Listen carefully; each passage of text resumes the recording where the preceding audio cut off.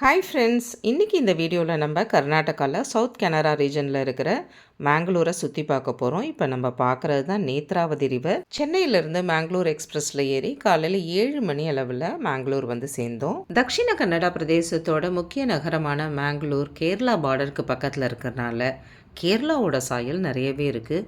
ஊர் ரொம்ப ரொம்ப ரொம்ப சுத்தமாக இருந்தது. நல்ல அகலமான சாலைகள், பெரிய பெரிய அடுக்குமாடி கட்டிடங்கள் இதெல்லாம் பார்க்கும்போது ஸ்மார்ட் சிட்டியான மேங்களூர் நல்ல டெவலப்டு மெட்ரோ சிட்டி மாதிரி தான் இருக்குது. அந்த ஊர்லேயே ஒரு ட்ராவல்ஸில் டாக்ஸி புக் பண்ணியிருந்தோம். அவங்க ஸ்டேஷனுக்கே அழைக்கிறதுக்கு வந்துட்டாங்க. நேராக ஹோட்டல் ரூமுக்கு போய் செக்இன் பண்ணி அங்கே குளிச்சுட்டு உடனே இங்கே டூர் போகிறதுக்கு தயாராகிட்டோம்.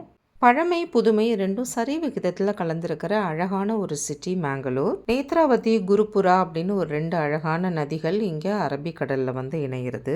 பனம்பூர், தண்ணீர்பாவின்னு அழகான கடற்கரைகளும் ஏராளமான புராதன கோவில்களும் இந்த ஊரில் இருக்குது. இப்போ முதல்ல நம்ம போக போகிறது மேங்களூருக்கு பக்கத்தில் கத்ரி ஹில்ஸ் அப்படிங்கிற இடத்துல இருக்கிற மஞ்சுநாதர் கோயில். கத்ரின்னு உடனே உங்கள் எல்லாருக்கும் சாக்ஸபோன் கலைஞர் கத்ரி கோபால்நாத் ஞாபகம் வருவார் இல்லையா? அவரோட ஊரே தான் இது.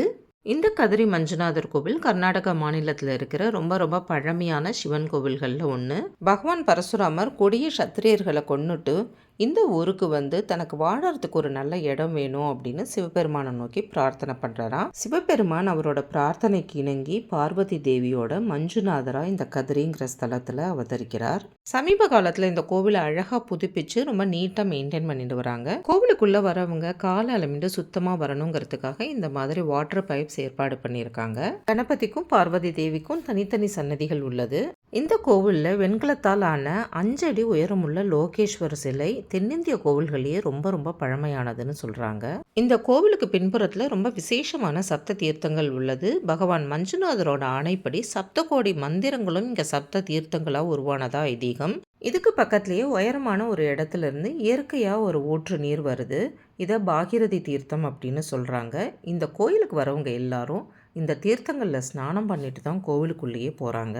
இந்த பாகிரதி தீர்த்தமும் சப்த தீர்த்தங்களோட போய் கலக்குறதா. நாங்களும் இந்த தீர்த்தத்தை எடுத்து தலையில் புரோக்ஷனம் பண்ணிட்டோம். இதுதான் கோவிலோட முன்பகுதி. இந்த படியில் மேலே ஏறி போனால் அங்கே ஒரு ஹனுமான் சந்நிதி இருக்குது. இங்கே இருக்கிற அந்த சிகப்பு கலர் உயரமான தூண் வந்து தீபத்தூணா. கார்த்திகை மாதத்தில் தீபோத்சவம் நடக்கும்போது இதில் விளக்கு ஏற்றுவாங்களாம். இங்கே நல்ல திருப்தியான தரிசனத்தை முடிச்சுட்டு இங்கேருந்து கிளம்பினோம். அடுத்தது இங்கேருந்து நேராக நம்ம போக போகிறது இந்த ஊரோட மைய பகுதியில் இருக்கிற வெங்கட்ரமணா கோவில். 18ஆம் நூற்றாண்டை சேர்ந்த இந்த கோவில் இந்த பிரதேசத்தில் அதிகமாக இருக்கிற கவுட் சரஸ்வத் பிராமண சமூகத்திற்கு ரொம்ப முக்கியமான கோவில். இந்த கோவிலுக்கு போகிற வழியில் எங்கள் ஃபேமிலி ஃப்ரெண்டோட சிஸ்டர் பிரதிமா அப்படிங்கிறவங்களோட வீடு இருந்தது. அதனால் அவங்களையும் போய் பார்த்துட்டு வந்தோம். ரொம்ப சந்தோஷப்பட்டாங்க. எங்களுக்கும் ரொம்ப சந்தோஷமாக இருந்தது. இந்த கோவிலோட மூலவர் பேர் வீர வெங்கடேஷ பெருமாள். சவுகார் திம்மப்பா பை அப்படிங்கிறவரோட முன்னெடுப்பில் இந்த ஊர் மக்கள் எல்லோரும் சேர்ந்து 1804 வருஷம் இந்த கோவிலை கட்டியிருக்காங்க. இந்த கோவிலுக்கு கொஞ்சம் பக்கத்துலேயே ஸ்ரீ உமாமகேஸ்வர சுவாமி கோவிலும் இருக்குது. இந்த கோவிலெல்லாம் நல்லா தரிசனத்தை முடிச்சுட்டு பக்கத்துலேயே இருக்கிற ஷரவு கணபதி கோவிலுக்கு போனோம். இந்த கோவில் இந்த ஊரோட ரொம்ப முக்கியமான கோவில். இது ஒரு சிவன் கோவில் தான். ஆனாலும் இந்த கோவிலில் இருக்கிற ஷரவு மகா கணபதியை தான் ரொம்ப விசேஷமாக வழிபடுறாங்க. முன்னொரு காலத்தில் இந்த ஊரை ஆட்சி செஞ்ச துளுவ ராஜா ஒருத்தர் வேட்டையாடும் போது தவறுதலாக புலின்னு நினச்சி ஒரு பசுமாட்டை கொன்னுடுறார். அந்த பாவத்துக்கு பரிகாரமாக இங்கே ஒரு லிங்கத்தை பிரதிஷ்டை பண்ணி அதை வழிபட்டு வந்தால் ஷர அப்படின்னா அம்புன்னு அர்த்தம். அதனால இந்த லிங்கத்திற்கு பேர் சரபேஸ்வரர்னு பேர். இந்த கோவிலில் அருள் பாலிக்கிற கணபதிக்கு ஷரவு கணபதிங்கிற பேரும் இந்த கோவிலோட தீர்த்தத்துக்கு ஷர தீர்த்தம் அப்படிங்கிற பேரும் வந்தது. காலம்புற ஒரு காஃபி குடித்தது தான் பயங்கர பசி. அதனால் எங்கேயாவது போய் ஒரு பிரேக்ஃபாஸ்ட் சாப்பிட்டுட்டு டூரை தொடரலாம் அப்படின்னு முடிவு பண்ணினோம். இந்த ஊரோட பிரபல ஹோட்டலான பாக்கஷாலா அப்படிங்கிற ஹோட்டலுக்கு போனோம். இந்த மங்களூரோட ஸ்பெஷலான மேங்களூர் பன், ரவா இட்லி, உப்பிட்டு இதெல்லாம் ஆர்டர் பண்ணி சாப்பிட்டோம். ரொம்ப டேஸ்டியாக இருந்தது. நல்லா பசி தீர சாப்பிட்டுட்டு இங்கேருந்து நேராக குத்ரோலி அப்படிங்கிற இடத்துல இருக்கிற கோகர்ணநாத சுவாமி கோவிலுக்கு போனோம். இந்த பிரதேசத்தோட பூர்வ குடிமக்கள் துளு மொழி பேசுகிற பிலவ சமூக மக்கள். இந்த பிலவா கம்யூனிட்டி ரொம்ப ரொம்ப பழமையான சமூகம்னா கூட ரொம்ப ஆர்கனைஸ்டான கலை, இலக்கியம் அப்படின்னு எல்லா துறையிலையும் நல்லா முன்னேறின சமூகம். கர்நாடக மாநிலத்தோட ரொம்ப பிரபலமான கலை வடிவமான யக்ஷகானம் கூட இவங்களோடது தான்.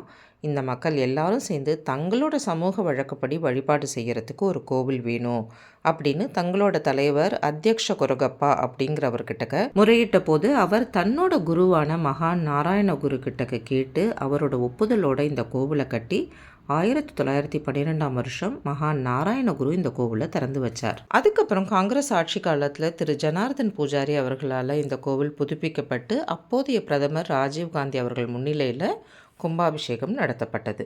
ஒவ்வொரு கோவிலுக்கு பின்னணியிலையும் எவ்வளோ பெரிய வரலாறு இருக்கு இல்லையா? இதெல்லாம் நம்ம எல்லாரும் தெரிஞ்சுக்க வேண்டியது ரொம்ப அவசியம். காலையிலேருந்து இப்போ வரைக்கும் 4 கோவில் பார்த்துட்டோம். அடுத்தது இப்போ நம்ம போக போகிறது இந்த ஊரோட முக்கிய தெய்வமான மங்களாதேவி கோவிலுக்கு தான். இந்த அம்மனோட பெயரால் தான் இந்த ஊருக்கே மங்களூர் அப்படின்னு பெயர் வந்தது. புராணங்களின்படி பகவான் பரசுராமரால் கட்டப்பட்ட இந்த கோவில் பிற்காலத்தில் 9ஆம் நூற்றாண்டில் இந்த ஊரை ஆட்சி புரிஞ்ச அலுப்பா டைனஸ்டியை சேர்ந்த குந்தாவர்மன் அப்படிங்கிற ஒரு பெரிய ராஜாவால் விரிவாக்கப்பட்டது.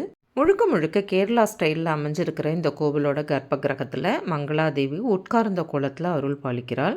எக்கச்சக்கமான கூட்டம் இருந்தாலும் சுலபமாகவே தரிசனம் கிடச்சிது. 15-20 நிமிஷத்துலலாம் வெளியில் வந்துட்டோம். எல்லா கோவில்கள்லையும் நல்ல தரிசனத்தை முடிச்சுட்டு இப்போ நேராக ஹோட்டலுக்கு போக போகிறோம். அங்கே போய் லஞ்ச் சாப்பிட்டுட்டு கொஞ்சம் நேரம் ரெஸ்ட் எடுத்துட்டு அதுக்கப்புறம் மத்தியானமாக தான் மற்ற கோவில்களுக்கெல்லாம் போக போகிறோம். இந்த ஊரில் ஓடுற நேத்ராவதி நதியோட கரையில் இருக்கிற மேங்களூர் கிளப்பில் தான் நாங்கள் தங்கியிருந்தோம். நேத்ராவதி நதியில் தண்ணி கரை புரண்டு ஓடினாலும் அமைதியாக இருந்ததை பார்த்து ரசிக்கிறதே அவ்வளவு சந்தோஷமாக இருந்தது. நல்ல ரெஸ்ட் எடுத்துட்டு மத்தியானம் 3:30 மணி சுமாருக்கு இங்கேருந்து 23 கிலோமீட்டர் தூரத்தில் இருக்கிற கட்டில் துர்க்கையை பார்க்குறதுக்கு கிளம்பினோம். இந்த வீடியோவில் நாங்கள் போகிற வழியிலலாம் மங்களூரை நீங்கள் பார்த்துட்டே தான் வருவீங்க. எவ்வளவு க்ளீனாக இருக்குது பார்த்தீங்களா? இந்த கட்டில் துர்கா பரமேஸ்வரி கோவில் கர்நாடகாவோட ரொம்ப ரொம்ப முக்கியமான கோவில். சக்தி வாய்ந்த அம்மன். எத்தனையோ நூற்றாண்டுகளுக்கு முன்னாடி அருணாசுரன் அப்படிங்கிற கொடிய அசுரனை அழிக்கிறதுக்காக ஒரு அழகான பெண் ரூபத்தில் வந்து அவனை வதம் பண்ணின இடம் தான் இந்த கட்டில். நந்தினிங்கிற நதி இந்த இடத்துல 2ஆக பிரிஞ்சு திருப்பி கொஞ்சம் தூரத்தில் சேரும்போது நடுவில் குட்டி தீவு மாதிரி இருக்கிற இடத்துல இந்த கோவில் அமைஞ்சிருக்கு. ஒரு தனியார் ட்ரஸ்ட் தான் இந்த கோவிலை நிர்வகிச்சுட்டு வராங்க. இந்த கோவிலோட வருமானம் எல்லாமே இந்த ஊர் மக்களுக்கு கல்வி நிறுவனங்கள் நடத்துறதுக்காக தான் உபயோகப்படுத்தப்படுறது. இந்த கோவில்லையும் நல்ல ஆனந்தமான தரிசனத்தை முடிச்சுட்டு இங்கேருந்து நேராக இந்த ஊரில் இருக்கிற எங்களோட குடும்ப நண்பர் பிரசாந்த் ராவ் அப்படிங்கிறவர் வீட்டுக்கு போனோம். கிட்டத்தட்ட 15 வருஷத்துக்கு அப்புறம் அவங்கள சந்தித்தது ரொம்ப சந்தோஷமாக இருந்தது. நல்ல ஹெவி டிஃபன் அவங்க வீட்டில் சாப்பிட்டுட்டு அங்கேருந்து கிளம்பினோம். இந்த ஊர்லேருந்து 20 கிலோமீட்டர் தூரத்தில் குடுப்பு அப்படிங்கிற ஒரு ஊரில் இருக்கிற அனந்த பத்மநாப சுவாமி கோவில் ரொம்ப நல்லாயிருக்கும், கட்டாயம் அங்கே போயிட்டு போங்க அப்படின்னு அவங்க 2 பேரும் சொன்னதுனால அங்கேருந்து நேராக குடுப்பு கோவிலுக்கு போனோம். போகிற வழியெல்லாம் ரொம்ப அழகாக இருந்தது. ஆனால் இருட்டுற சமயமாக ஆயிட்டதுனால ரொம்ப ரசிக்க முடியலை. இந்த கோவிலோட மூலவர் அனந்த பத்மநாப சுவாமி. இந்த கோவிலில் நாகர் வழிபாடும் ரொம்ப முக்கியம். புராண காலத்தில் கேதார் அப்படிங்கிற வேத பிராமணர் ஒருத்தர் தனக்கு குழந்தை வரம் வேண்டி சுப்பிரமணிய சுவாமியை நோக்கி தவம் பண்ண தொடங்குறார். அவரோட தீவிரமான தவத்தினால அந்த பிரதேசமே ரொம்ப உஷ்ணம் அதிகமாயிட்டதுனால தேவர்கள்லாம் போய் மகாவிஷ்ணுட்ட முறையிடுறாங்க. அப்போது அனந்த பத்மநாப சுவாமி இந்த ஸ்தலத்துக்கு வந்து சுப்பிரமணிய சுவாமிகிட்ட அவர் எப்படி தபஸ் பண்ணிருப்பார், அவருக்கு குழந்தை வரம் கொடு அப்படின்னவுடனே, இல்லை குழந்தை பாக்கியம் அவனோட விதியில் இல்லவே இல்லை அப்படின்னவுடனே, பரவாயில்லை இவ்வளவு தீவிரமாக தவம் பண்ணுறவனுக்கு நீ குழந்தை பாக்கியம் கொடு அப்படின்னு சொல்லி அந்த கேதாருக்கு குழந்தை பாக்கியம் கிடைச்ச ஸ்தலம் இது. அனந்த பத்மநாப சுவாமியோட கட்டளைப்படி சூரசேனன் அப்படிங்கிற ராஜாவால் ஒரே நாளில் கட்டி புடிக்கப்பட்ட கோவில் இது அப்படின்னு புராணங்கள் சொல்கிறது.